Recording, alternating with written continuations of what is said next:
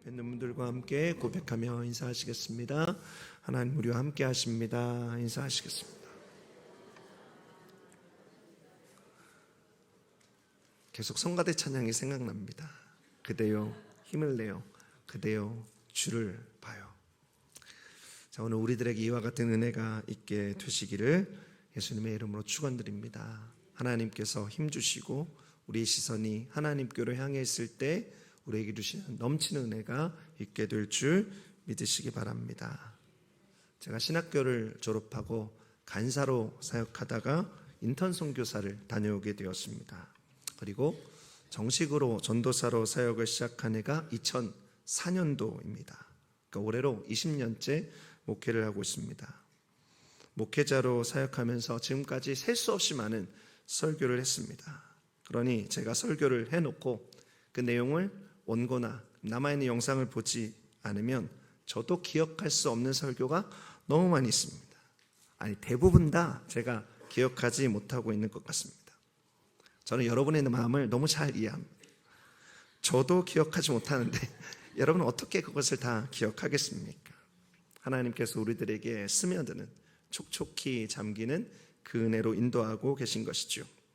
근데 제가 전한 말씀 가운데 지금까지 잊지 않고 모든 것을 선명하게 기억하는 설교가 있습니다. 바로 오늘 설교입니다. 이 설교를 제가 8년 전에 한국에서 홍콩 순복음교회 담임 목사로 가기 바로 전에 제가 함께 사역하던 여의도 순복음교회 청년들에게 마지막으로 선포했던 말씀이 바로 오늘 설교입니다. 아직도 유튜브에 그때의 설교 영상이 남아 있습니다. 어젯밤에 이스라엘에 대한 여러 소식들을 들으면서 전쟁과 관련된 여러 소식들이 저에게 도착하면서 다시금 이 말씀이 생각났습니다.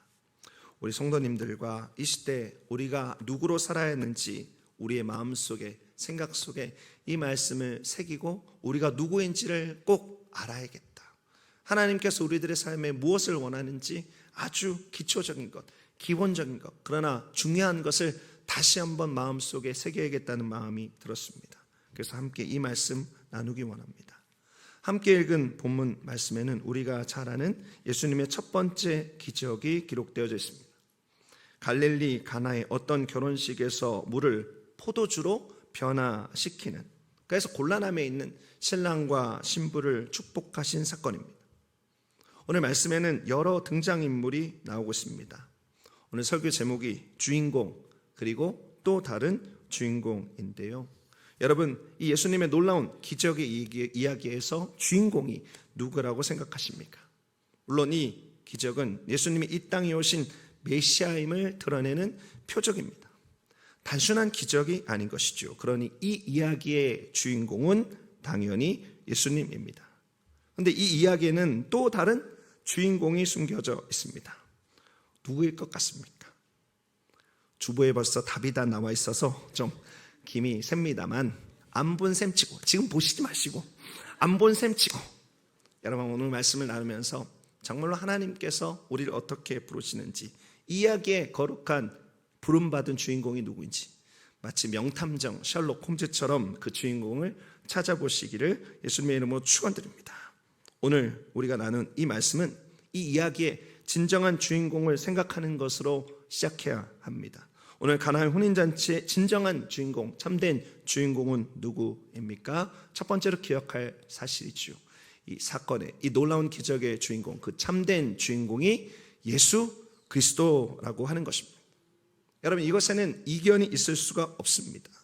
예수님은 이 사건의 주인공일 뿐만 아니라 성경 전체의 주인공이십니다. 그런 이 이야기는 그냥 물론입니다.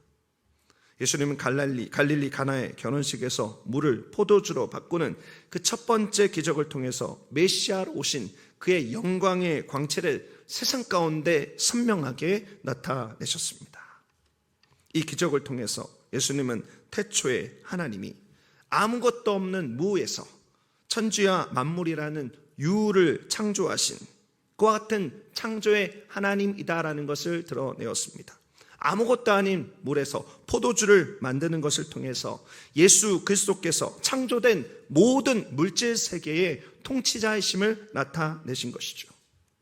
또 무에서 유를 만드시는 기적의 하나님이심을 나타내셨습니다. 또 공경한 처지를 도우시는, 자신의 백성들의 필요를 채워주시는 자비롭고 사랑이 많으신 은혜의 하나님이다라고 하는 사실을 분명하게 나타내셨습니다. 우리가 크리스찬으로 분명히 잊지 말아야 될 것이 있습니다. 우리가 살아가는 공간 그리고 시간 속에서 일어나는 크고 작은 일들 속에서 그 모든 것의 주관자, 그 모든 것의 주인공이 예수 그리스도라는 사실입니다. 때로 우리가 이것을 실감하기가 어려울 때가 있습니다. 우리는 육체에 갇혀 있고 때로 이기심에 지배될 때가 있습니다. 이것이 나와 상관없는 진리처럼 생각될 수 있지요. 그러나 이것은 변함없는, 우리가 기억해야 될 분명한 진리인 것입니다. 그러므로 믿음으로 아멘하며 이 진리를 받아들이는 저와 여러분 되시기를 예수 그리스도의 이름으로 축원드립니다. 이것을 고백하면서 우리들의 삶의 주인공이신 예수님께, 우리들의 삶의 주관자이신 예수님께 우리의 모든 인생의 일들 하나하나, 그 일들 속에 예수님의 섭리와 예수님의 역사를 발견하고 그 뜻을 헤아리기 위해서 우리가 안테나를 세워야 하는 것입니다. 우리들에게 민감성이 필요한 것이죠. 여러분, 이 땅의 주관자이신 예수 그리스도의 뜻, 이 땅의 통치자이신 예수 그리스도의 뜻, 이 땅의 역사의 주인이신 예수 그리스도께 우리들의 마음과 생각을 드리며 그분의 뜻을 읽는 것은 너무나 중요한 것입니다. 여러분, 이번 한 주 어떻게 보내셨습니까? 여러분의 삶은 어떠했습니까? 급변하는 세상 속에서, 크고 작은 일들 속에서 여러분은 어떻게 사셨습니까? 사랑하는 성도 여러분, 우리 크리스찬들은 우리 인생의 주관자이신, 언제나 우리와 함께 하신 예수님을 인식하고 살아가는 사람입니다. 그 예수님과 겸손히 동행하는 사람들입니다. 그를 통해서 이 세상의 사람들이 알지 못하는 인생의 놀라운 축복, 인생의 놀라운 의미를 발견하는 사람이 바로 저와 여러분인 것이죠. 사랑하는 성도 여러분, 우리 삶의 주인공이신 예수님과 겸손히 동행하기 원합니다. 그럴 때 우리들의 삶이 예수님을 닮아갑니다. 여러분, 예수님을 닮아간다라고 하는 것이 얼마나 큰 축복입니까? 예수님을 닮아가면 이 세상의 풍조를 따르지 않습니다. 그들과는 완전히 구별되어지는 거룩한 하늘 시민의 삶을 살게 되는 것이죠. 그리고 하늘 시민은 예수 그리스도께서 십자가에서 이루신 승리와 기쁨과 영광의 풍성함을 누리는 삶을 살아가게 되는 것입니다. 사랑하는 성도 여러분, 때로 예수님과 동행한다라고 하는 것이 쉽지 않게 다가올 때가 있습니다. 우리 가운데 죄악의 습성이 남아있기 때문에 그것이 단 한 번에 마치 손바닥 뒤집듯이 이루어지는 것이 참 쉽지 않은 것이 우리들의 모습입니다. 하지만 주님께서는 매일매일 우리들의 삶을 깊은 곳으로 인도하십니다. 점점 더 깊은 곳으로 인도하십니다. 그래서 우리들의 삶의 아주 작은 순간들 속에서도 하나님의 임재를 맛보게 하십니다. 아침에 일어나고 저녁에 잠드는 그때에도, 식사를 준비하는 그때에도, 심지어 환난과 역경과 고통과 슬픔과 아픔의 소식들이 들려오고 우리 가운데 경험되어지는 그 순간들 속에서도 우리에게 임재의 기쁨, 임재의 영광을 맛보게 하는 것이죠. 그것이 하나님의 섭리입니다. 그것이 하나님의 뜻입니다. 그를 통해 참된 승리를 경험하게 되는 것입니다. 여러분, 그 출발점이 무엇입니까? 그 출발점은 믿음으로 예수 그리스도를 나의 구주, 나의 주관자로 받아들이는 것입니다. 나의 보좌에서 내가 내려와 나의 보좌의 왕으로 예수 그리스도를 받아들이는 것입니다. 그것이 우리들의 삶에 임재하시는 예수 그리스도 안에 살아가는 놀라운 출발점이 되는 것이죠.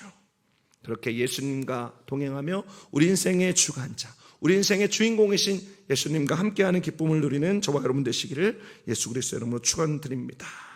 오늘 본문 가운데 그 예수님의 여러 다른 인물들이 나와 있습니다. 어쩌면 그 인물 가운데 지금 제가 말씀드리는 사람들은 내가 주인공이야를 외치는 사람들입니다. 하지만 그 인물들 중 진정한 주인공은 등장하지 않죠. 첫 번째 불의 등장인물들이 오늘 본문 가운데 나옵니다. 어떤 사람들인가요? 연회장도 나오고 신랑도 나오고 신부도 나오고 하객도 나옵니다. 오늘 말씀은 결혼식을 배경으로 하고 있습니다. 결혼식이니까 당연히 신랑 신부가 있죠. 결혼식이니 그들은 당연히 자기를 주인공으로 생각했을 것입니다. 그리고 이들은 축하를 하기 위해서 모인 하객들에게 축하를 받았습니다. 하객들도 이런 생각들을 했겠죠. 자신들이 신랑과 신부에게 청함받아서 이곳 가운데 왔는데 자신도 나름대로 의미 있는 VIP라고 생각했을 것입니다. 또 그렇게 역임을 받고 싶었겠죠. 신랑과 신부도 그리고 하객들도 그 행사장 안에서 나름 주인공 의식을 갖고 있었습니다. 또 어떤 사람이 나옵니까? 8절과 9절을 보면 연회장이 나오고 있습니다. 어느 결혼식이나 마찬가지로 팔레스타인의 결혼식은 식전과 식후에 엄청난 파티를 엽니다. 그 파티를 위해서 사람을 배치하고 음식이 떨어지지 않도록 여러 가지 책임지는 사람이 바로 연회장이죠. 그는 파티가 잘 진행되는 것을 흐뭇하게 바라보면서 또 때로 작은 문제가 생긴 것에 신속하게 대응하면서 자신이 통제하고 있는 시간, 자신이 통제하고 있는 갈릴리 가나의 한 집을 바라보면서 나름 자신이 주인공이라고 생각했을 것입니다. 그런데 이들에게 공통적인 문제가 발생하게 됩니다. 이 중요한 혼인잔치에 포도주가 떨어지게 된 것이죠. 포도주는 파티에서 없어서는 안 될 아주 중요한 품목 가운데 하나였습니다. 팔레스타인의 축복된 자리에서 포도주가 떨어졌다라고 하는 것은 기쁨이 없다라는 것을 의미하는 것이고 하나님의 복이 떠났다라고 하는 것을 의미하는 것이죠. 그래서 포도주가 떨어졌다라고 하는 것은 큰 문제 가운데 큰 문제였습니다. 또 팔레스타인의 손님 대접 문화는 우리가 생각하는 것 상상 이상입니다. 그야말로 모든 것을 다 주어서 손님 대접합니다. 근데 포도주가 떨어졌다라는 것 정말로 큰 문제죠. 결혼식의 주인공이라고 생각했던 신랑과 신부는 소위 말하는 멘탈 붕괴, 멘붕에 빠졌을 것입니다. 이 일을 어떻게 하면 좋단 말인가? 포도주가 없으면 결혼식의 흥이 깨질 텐데 우리들의 결혼식을 기쁨과 복이 없는 결혼식으로 기억할 텐데 어찌할까? 그들은 고민하고 염려할 뿐이었습니다. 그런데 이 신랑과 신부의 아픔의 이야기를 예수님의 어머니가 듣게 됩니다. 그리고 예수님께 청하여 그 어려움에 빠져있는 사람들을 도와주실 것을 청합니다. 그래서 예수님께서 물이 변하여 포도주가 되는 놀라운 일들을 행하셨죠. 예수님께서는 정결의식에 사용하는 돌 항아리 6을 가지고 오라고 하셨습니다. 그리고 그 물을 떠서 연회장에게 전달하였을 때 놀라운 일이 나타나게 된 것이죠. 그런데 여기에 귀한 사실 한 가지가 있습니다. 요한복음 2장 8절부터 10절까지 말씀 다시 한번 보실까요? 이제는 떠서 연회장에 갖다 주라 하심에 갖다 주었더니 연회장은 물로 된 포도주를 맛보고도 어디서 났는지 알지 못하되 물 떠온 하인들은 알더라. 연회장이 신랑을 불러 말하되 사람마다 먼저 좋은 포도주를 내고 취한 후에 낮은 것을 내거늘 그대는 지금까지 좋은 포도주를 두었도다 하니라. 여러분, 이 말씀 가운데 주목하고 싶은 아주 중요한 표현이 있습니다. 9절에 그 표현이 있죠. 물로 된 포도주를 맛보고도 어디서 났는지 알지 못하더라. 이 표현이 나옵니다. 예수님은 기적을 행하셨습니다. 그리고 물을 가장 좋은 포도주로 변화시켰습니다. 그러나 연회장은 그것이 어디로부터 왔는지 알지 못했습니다. 여러분, 하객들은 알았을까요? 여러분, 하객들도 몰랐을 것입니다. 하객들은 그저 파티를 즐길 뿐이었겠죠. 이 집 포도주 참 맛있네. 이 집 포도주 맛집이네. 신랑과 신부를 축복하면서 그런 얘기 했을 것입니다. 그렇다면 신랑과 신부는 알았을까요? 신랑과 신부가 알았는지 몰랐는지가 구체적으로 기록되어져 있지 않습니다. 그러나 제 추측으로는 당시 그때 몰랐을 것이라고 생각합니다. 방금 읽은 말씀대로 그것을 아는 것은 물 떠온 하인들만 알았다라고 성경은 기록하고 있죠. 그것은 물 떠온 하인들만 알게 된 비밀이었습니다. 신랑과 신부도 하객도 연회장도 그 당시 기적을 맛보았지만 기적이 어디로부터 왔는지 그것이 기적인지도 알지 못하는 사람들이었습니다. 사랑하는 성도 여러분, 이 시대의 세상 사람들이 그러합니다. 저마다 내가 내 인생을 통제할 수 있다라고 생각합니다. 저마다 자신이 내 삶의 주인공이라고 생각합니다. 그래서 내 삶을 어떻게든 좋게 보이려고 내 삶을 내 자신의 힘으로 어떻게든 돌파해보고 풍성케 하려고 여러 가지 노력들을 합니다. 그런데 그들이 잊고 있거나 모르는 것이 있습니다.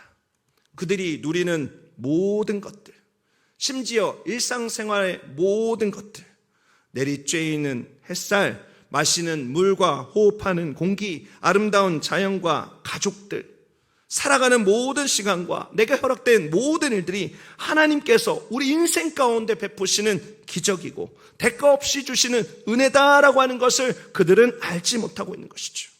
마치 최고의 포도주를 맛보지만 그것이 어디서 왔는지 알지 못했던 신랑과 신부, 연회장과 하객들처럼 이 땅에 있는 사람들은 하나님의 엄청난 배려와 사랑, 하나님의 엄청난 은혜를 경험하고도 거저 그것을 당연한 것처럼 누리면서 내가 이 인생의 주인공이다를 외치고 살아가는 것입니다.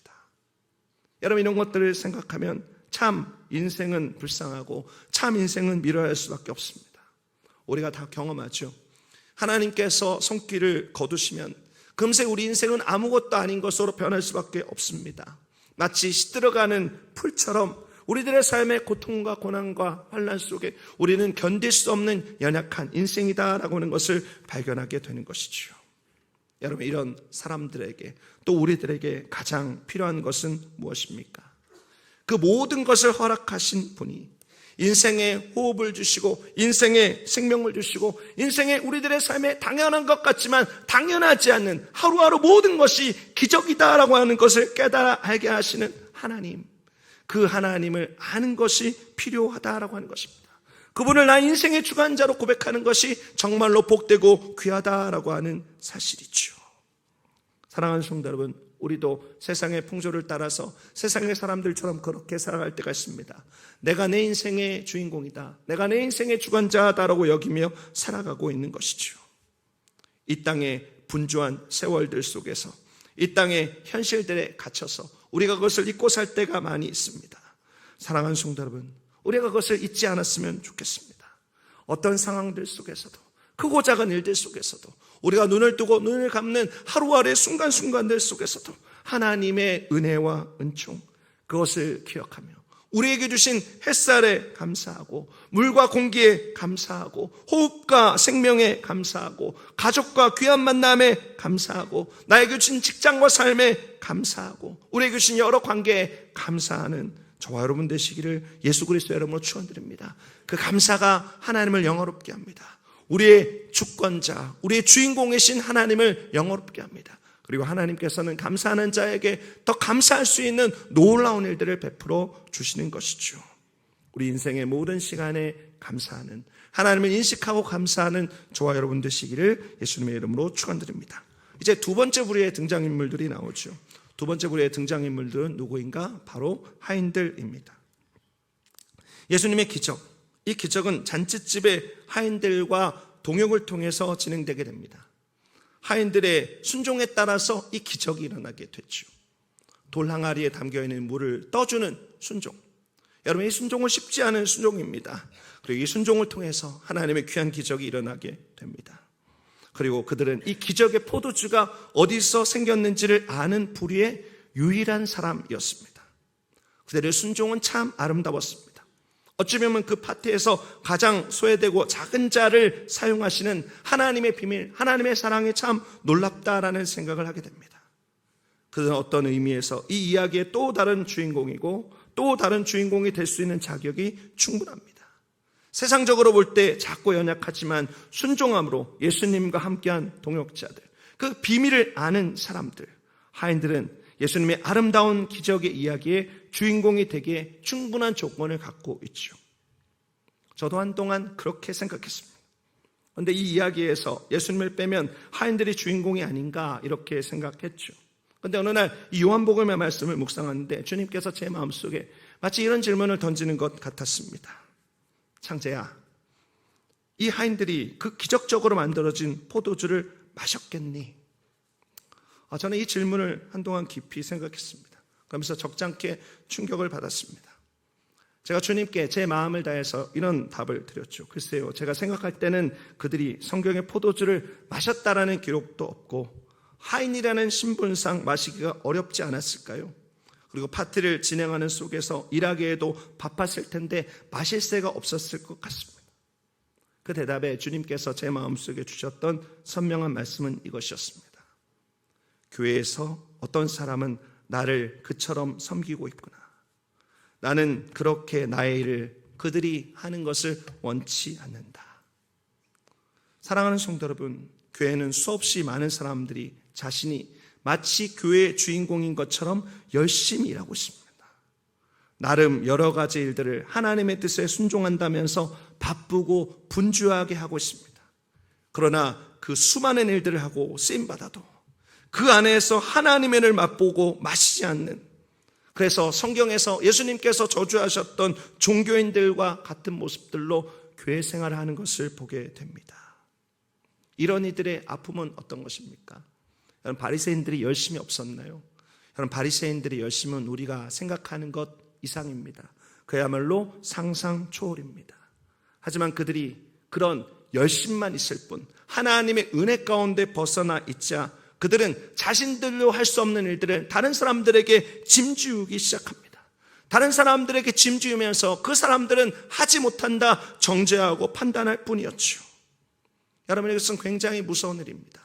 여러분, 하나님의 은혜 가운데 거하는 사람이 아니고 하나님의 은혜 가운데 벗어나서 일만 하는 사람이 있으면 신앙 공동체는 제도화되고 관습화되고 율법화되는 것이죠. 여러분, 우리가 이것을 끊임없이 경계해야 될 필요가 있습니다. 여러분, 바울이 사역했던 교회도 이런 일들이 있었습니다. 복음과 은혜 안에서 누리던 참된 자유가 율법과 할례라고 하는 종교적인 모습들을 통해서 왜곡되기 시작했습니다. 당시 있었던 거짓 교사들에 의해서 그 복음의 자유가 손상되게 된 것이죠. 복음 안에 있는 누림과 기쁨이 사라져버리게 되었습니다. 그래서 사도 바울은 절규하고 있습니다. 그 절규의 교회가 갈라디아 교회를 향하고 있었죠. 갈라디아 3장 1절부터 3절 말씀입니다. 어리석도다 갈라디아 사람들아, 예수 그리스도께서 십자가에 못 박히신 것이 너희 눈앞에 밝히 보이거늘 누가 너희를 꾀더냐. 내가 너희에게 다만 이것을 알리어 하노니 너희가 성령을 받은 것이 율법의 행위로냐 혹은 듣고 믿음으로냐. 너희가 이같이 어리석으냐. 성령으로 시작하였다가 이제는 육체로 마치겠느냐. 여러분, 이 사도 바울의 절규는 우리가 깊이 새겨봐야 될 하나님의 말씀입니다. 특히 교회 생활을 오래 하면서 우리들의 마음속에 다시금 기억해야 될 하나님의 거룩한 권면인 것이죠. 여러분, 오늘날에도 이런 일들이 일어나고 있습니다. 수없이 많은 거짓 교사들이 교회 안에서 성도들 한 사람 한 사람을 네가 이 교회의 주인공이다 라고 이야기하면서 자신 스스로가 이루어낸 신앙의 업적과 행위 자체를 자랑하게 합니다. 그래서 그 행위로 사람을 판단하고 삶을 빼앗아가고 있는 것이죠. 여러분, 하나님께서 우리에게 왜 복음을 주셨을까요? 여러분, 우리가 누리는 복음은 복음 안에서, 또 하나님의 뜻은 우리가 식탁의 음식을 차리는 데만 있지 않습니다. 여러분, 복음은 식탁의 음식을 차리는 데서 그치는 것이 아니라 그 식탁의 음식을 하나님과 함께 먹고 마시며 하나님과 교제하는데 그 거룩한 초점이 따라가는 사실을 우리가 반드시 기억해야 되는 것이죠. 여러분, 제가 순종과 의지적인 결단과 하나님의 일을 하는 충성을 간과한 것으로 오해하지 마시기 바랍니다. 우리들에게는 하인들과 같은 순종과 그 섭리를 아는 지식이 반드시 필요합니다. 순종과 결단과 일을 하는 헌신이 필요한 것이죠. 식탁의 음식을 차리고 그것을 만드는 헌신이 분명히 필요합니다. 그리고 그 식탁에 연약한 사람들을 초대해서 먹게 하는 넓은 마음도 필요합니다. 그런데 중요한 것이 있습니다. 그 자리에 우리도 앉아야 되는 것이죠. 하나님과 함께 앉아야 되는 것입니다. 그래서 하나님과 함께 즐거워하고 하나님과 함께 기뻐하는 그 공동체의 거룩한 일원이 되어야 되는 것입니다. 기적의 포도주의 과정을, 그 제조의 과정에 함께 헌신하고 그것이 어떻게 만들어지는지 알 뿐만이 아니라 그들도 함께 맛보고 즐거워하는 사람이 되어야 한다라고 하는 뜻입니다. 사랑하는 성도 여러분, 이 자리에는 저를 포함해서 소위 교회에서 중요한 일을 감당하는 여러분들이 계십니다. 그 직분을 받은 사람들이 계십니다. 여러분, 직분의 의미는 무엇입니까? 여러분, 직분은 소중하고 복된 일입니다. 그런데 많은 목사님들이 직분을 받는 그 재직 임명 자리에서 말씀하시는 것이 있죠. 직분자가 되기보다 성도가 먼저 되라라고 하는 것입니다. 여러분, 우리가 우선해야 될 것이 있습니다. 그것은 어떤 것보다 하나님을 경험하는 것입니다. 하나님을 맛보고 느끼고 늘 체험하는 것입니다. 우리가 일하느라 하나님을 저만 채 밀어넣는 것이 아니고 언제나 하나님과 그 뜨거운 마음과 심령의 교제가 일어나야 되는 것이죠. 사랑하는 성도 여러분, 저는 꿈꿉니다. 우리 교회가 주의 이름으로 모일 때마다 차려져 있는 하나님의 식탁에 우리가 함께 앉아 서로 즐기며 누리고 서로를 섬기고 서로를 돕되 함께 그 안에서 기쁨을 누리는 공동체가 되기를 꿈꿉니다. 예수님은 두세 사람이 내 이름으로 모인 곳에 나도 너희들과 함께 있겠다라고 말씀하셨습니다. 그리고 우리들에게 그 풍족한 은혜를 주고 계신 것이죠. 사랑하는 성도 여러분, 함께 그 은혜를 맛보는 은혜 있게 되시기를 예수 그리스도의 이름으로 축원드립니다. 제도화되는, 율법화되는, 우리들의 화석화되는 그와 같은 모습들을 버리고 오늘도 생생하게 살아있는 하나님과 교제하는 은혜 있게 되시기를 예수 그리스도의 이름으로 축원드립니다. 예수님이 이 이야기의 주인공이다라고 하는 사실을 말씀드렸습니다. 그리고 또 다른 주인공이 있다라고 하는 사실도 말씀드렸습니다. 그러면 신부도 신랑도 하객도 연회장도 하인도 아니라면 누가 이 이야기의 또 다른 주인공일까요? 제가 주인공을 찾는 이 시선이 11절에서 멈추게 되었습니다. 요한복음 2장 11절 말씀입니다. 예수께서 이 표적을 갈릴리 가나에서 행하여 그 영광을 나타내심에 제자들이 그를 믿으니라. 여러분, 이 표현을 기억하시기 바랍니다. 이 말씀을 기억하시기 바랍니다. 제자들이 그를 믿으니라. 여러분, 이것은 너무나 중요합니다. 신부도 신랑도 하객도 연회장도 하인도 부분적으로 기적을 맛보았습니다. 그런데 그 기적이 예수님의 의도대로 표적이 되지 못했습니다. 그들은 예수 그리스도를 메시아로 믿지 않았습니다. 그러나 제자들은 그렇지 않았습니다. 제자들은 예수님의 기적을 보고 경험하고 예수님을 메시아로 믿었습니다. 오늘 가나의 혼인잔치 예수님을 제외한 또 다른 주인공이 누구입니까? 또 다른 주인공이 제자들이라고 하는 사실을 기억하십시오. 앞서 말씀드린 대로 이야기의 주인공은 예수님입니다. 그리고 또 다른 주인공이 있는데 바로 예수님과 함께 했던 제자들입니다. 여러분, 이 갈릴리 가나에 있었던 이야기는 아름다운 러브스토리 가운데 하나입니다. 예수님이 제자들을 부르시고 제자들이 예수님을 믿는 것을 통해서 그것이 이루어지게 됐죠. 한편의 영화와도 같은 이 이야기는 철저히 주인공이 둘인 투톱 시스템입니다. 이 제자들은 예수님과 처음부터 함께했죠. 요한복음 2장 2절에 있는 말씀 보면 이렇게 기록되어 있습니다. 예수와 그 제자들도 혼례의 정함을 받았더니 그들은 혼례의 하객으로 참석해서 결혼식의 모든 과정을 지켜와 봤습니다. 그리고 예수님과 함께하며 그 기적의 모든 과정에 함께 했을 것입니다. 그리고 그들은 예수님께서 물을 변하여 포도주로 만든 그 놀라운 기적의 포도주도 맛보았을 것입니다. 왜냐하면 그들이 하객이었기 때문이죠. 여러분, 어떻게 알 수 있습니까? 저는 이 11절에 있는 마지막 제자들이 믿었다라는 말에서 힌트를 얻습니다. 믿음은 그냥 거저 생기는 것이 아닙니다. 여러분, 믿음은 예수 그리스도를 인격적으로 알고 예수 그리스도를 경험하는 것을 통해서 생기는 것이 참 믿음입니다. 내 자신이 마치 쇠뇌하듯이 나는 믿는다 해서 생기는 것이 아닙니다. 참된 믿음은 예수님을 경험할 때, 예수님을 맛볼 때 생겨나게 되는 것이죠. 여러분, 예수님께서 행하셨던 이 놀라운 첫 번째 기적은 당시 어려움을 겪고 있던 신랑과 신부를 돕기 위한 것이기도 했지만 더 중요한 목적이 있었습니다. 더 중요한 목적은 제자들이 믿게 하기 위해서였습니다. 그리고 제자들은 예수님의 바람에 순전하게 반응하게 된 것이죠. 바로 예수님을 믿는 믿음이 그를 통해서 생겨나게 된 것입니다. 사랑하는 성도 여러분, 세계 곳곳에 전쟁과 같은 긴급한 일들이 일어나고 있습니다. 성경에서 예수님께서 말씀하셨던 여러 가지 징조들이 우리 눈앞에 일어나고 있습니다. 여러분, 그럴 때 우리들에게 필요한 것은 어떤 것일까요? 이 세상의 주인이시고 역사의 주인공이신 예수님께서 세우시는 또 다른 주인공으로서 우리가 해야 되는 일들은 무엇이겠습니까? 사랑하는 성도 여러분, 이 시대 우리가 누구인지, 이 시대 우리의 부르심이 무엇인지, 이 시대 우리가 무엇을 지켜야 되는지를 깨달아 알게 되는 것, 사랑하는 성도 여러분, 너무나 중요한 일입니다. 사랑하는 성도 여러분, 하나님께서는 믿음으로 살아가는 저와 여러분을 하나님께서 사용하시는 아름답고 복된 이 땅의 주인공으로 세우십니다. 우리를 이 땅 가운데 당신의 축복의 통로로 세우시려고 예수님께서는 십자가에서 죽으셨습니다. 예수님께서는 3일 만에 부활하셨습니다. 그리고 다시 오마 약속하셨습니다. 또 우리를 이 땅의 주인공 되게 하시려고 우리를 아셨고, 우리를 택하셨고, 우리를 구원하셨고, 우리를 영원롭게 하고 계신 것이죠. 또 우리를 주인공 되게 하시려고 우리에게 성령을 부어주셨습니다. 그리고 우리에게 사명을 주셨습니다. 그리고 이 복된 공동체에서 함께 성숙하고 성장하게 하셨습니다. 우리 허스턴 순복음 제일교회가 세상에 말하는 성공의 눈으로 볼 때 작고 연약한 자들의 모임인지 모르겠습니다. 세상이 말하는 화려한 스펙을 가진 사람도 많지 않습니다. 또 세상의 사람들이 감탄할 만한 성공을 거둔, 소위 말하는 수천억을 가진, 아니면 억만장자, 제가 설명이 좀 그렇지만 아무튼 그와 같은 정말 엄청난 부자도 우리 교회 가운데 있지 않습니다. 세상의 성공이라는 관점에서 우리는 주인공이 아닌 자라고 여겨질 줄 모릅니다. 그러나 주님께서는 말씀하십니다. 사랑하는 워싱턴 순복음 제일교회 나의 아들과 딸들아, 제자의 삶을 살기로 결단한 사랑하는 아들과 딸들아, 너희들이 주인공이다.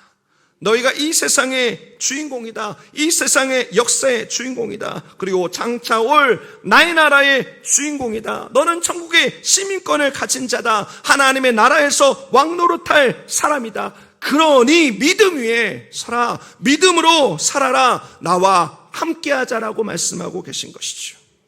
사랑하는 성도 여러분, 이 시대에 우리가 무엇으로 살아야겠습니까? 이 시대에 믿음으로 살아가는 저와 여러분 되시기를 예수 그리스도의 이름으로 축원드립니다. 이 세상이 점점 어두워지고 이 세상에 주님께서 말씀하신 여러 가지 징조들이 나타나고 있습니다. 그때 우리들의 마음이 어디를 향해야 될까요? 이 세상에서 들려오는 분주한 소식들과 이 세상의 눈에 보이는 여러 가지 징조들이 아니라 이 세상의 역사의 주인공이신 주님께 우리들의 믿음을 두시기 바랍니다. 그럴 때 우리가 이 땅에서 주님께서 사용하시는 아름다운 또 다른 주인공으로 쓰임받게 될 것입니다. 우리 교회가 그렇게 사용되게 될 것입니다. 그렇게 서기 원합니다. 그렇게 살기 원합니다. 그렇게 호흡하기 원합니다. 그렇게 우리들의 삶을 드리기를 예수 그리스도의 이름으로 축원드립니다. 오늘 나눌 말씀에 나오는 사람들을 다시 한번 보십시오. 이 땅의 역사 참된 주인공 예수 그리스도를 바라보십시오. 예수님께서 부르시는 또 다른 주인공 제자로 살아가는 우리들 보십시오. 첫 번째와 네 번째 모습 가운데 사이에는 이 두 부류의 사람들을 기억하십시오. 첫 번째 부류의 사람들은 세상에서 내가 주인공이라고 생각하던 사람들이었습니다. 연회장, 신랑, 신부, 그리고 하객들이죠. 이들은 예수님께서 하신 일을 알지 못했습니다. 두 번째 부류의 사람들이 있었습니다. 하인들이었습니다. 이들은 예수님께서 하신 일들을 알았지만 예수님을 믿지는 못했습니다. 단순한 일꾼으로 그들의 삶을 끝내버릴 수밖에 없었습니다. 사랑하는 성도 여러분, 첫 번째, 두 번째 부류의 사람들, 이와 같은 사람들의 모습이 아니라 사랑하는 성도 여러분, 예수님을 따르는 제자로 살아가십시오. 믿음을 가진 제자로 살아가십시오.